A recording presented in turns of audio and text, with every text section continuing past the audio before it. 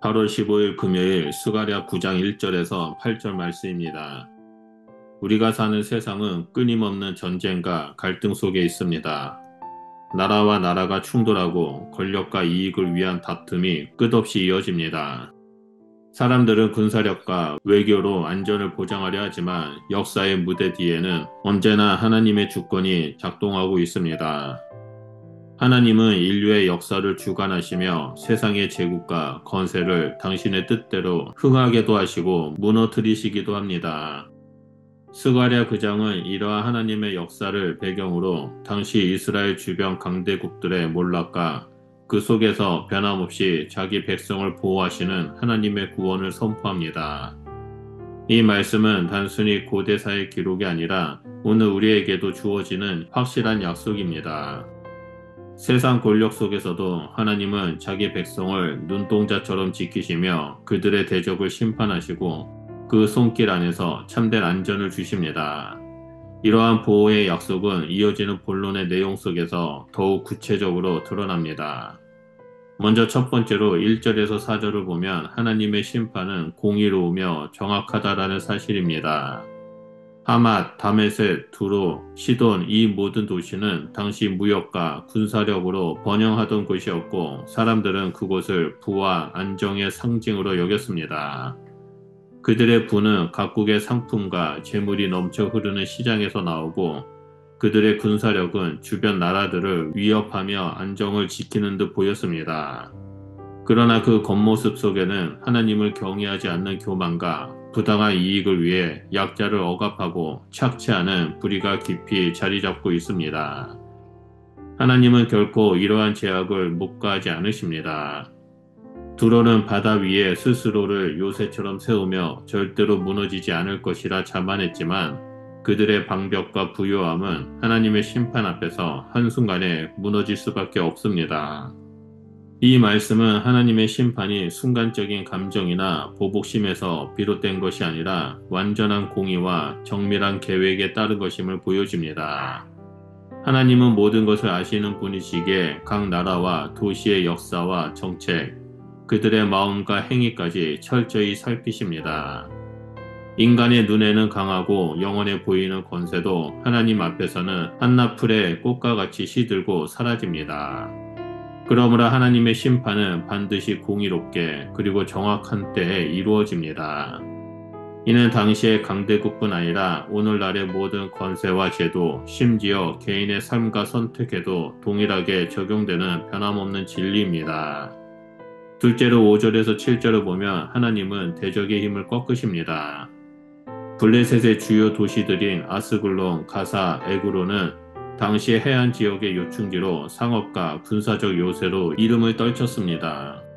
항구를 통한 무역은 풍부한 부를 가져왔고 견고한 성벽과 전차 부대는 그들의 자부심이자 힘의 상징이었습니다. 그러나 하나님께서 일하실 때 그들이 자랑하던 방벽과 무기 그리고 의지하던 우상은 무너져 내릴 수밖에 없습니다. 두려움이 성문을 덮고 불안이 백성들의 마음을 사로잡을 것입니다.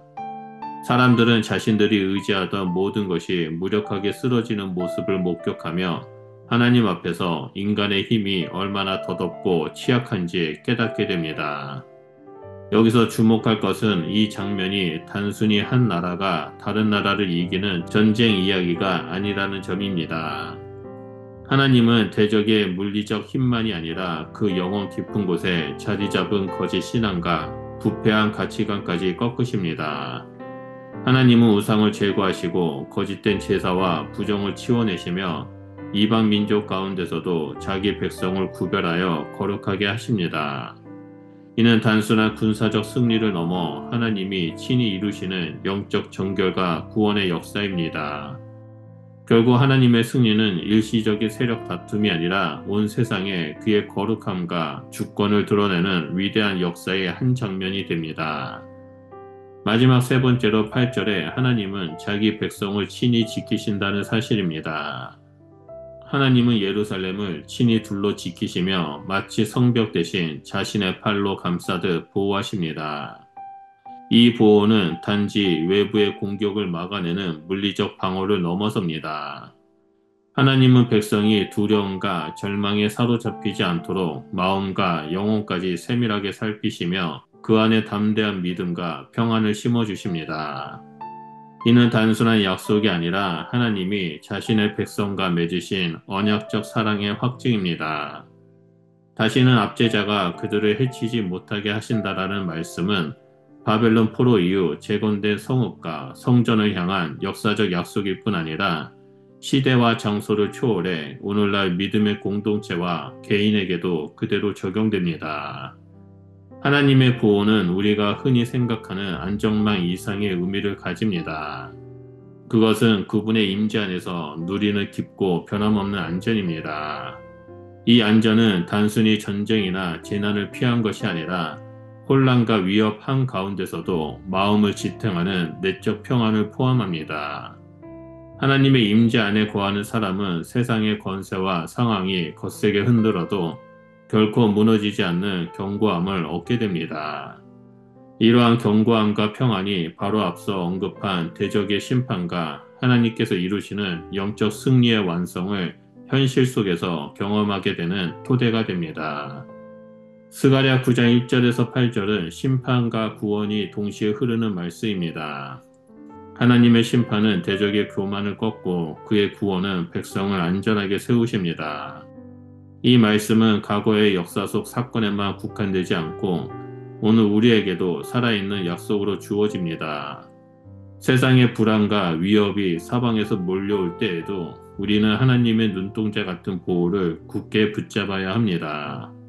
하나님의 보호는 단순히 위험을 피하게 하는 것이 아니라 하나님의 임재 안에서 담대함과 평안을 누리게 하는 생명의 보루입니다. 그러므로 우리의 시선을 세상의 혼란이 아니라 하나님의 주권과 공의에 고정하는 자가 되어야 합니다. 어떤 상황 속에서도 하나님은 변함없이 우리 곁에 계시며 우리의 방패와 요새가 되십니다. 이 확신 안에서 오늘도 믿음으로 걸어가며 하나님의 영광과 주권을 삶으로 드러내는 존귀한 성도님들이 되시길 예수 그리스도의 이름으로 축원합니다. 기도하겠습니다. 사랑의 주님, 세상의 모든 권세와 힘이 무너질지라도 하나님의 보호하심은 영원함을 믿습니다. 우리의 마음이 두려움에 사로잡히지 않고 오직 하나님의 임재 안에서 담대함과 평안을 누리는 자가 될 수 있도록 우리와 함께하여 주시옵소서. 그래서 하나님 한 분만으로 만족하며 믿음의 길, 소망의 길을 걷는 저희들이 될 수 있도록 인도하여 주시옵소서.